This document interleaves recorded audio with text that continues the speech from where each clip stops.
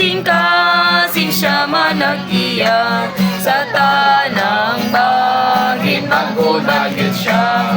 Bisa sa mukos kaning agalon, una pagbati sulod mo nawaton ko.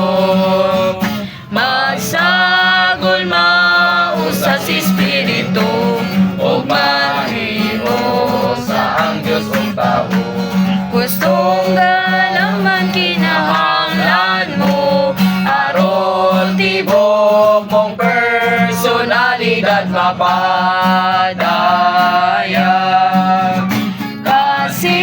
Kasing ihalad kanimo sa tanang pag-imapuyan mo. Imo ang dapit kahulayan mo, ang buhat sa iyon mahigit sa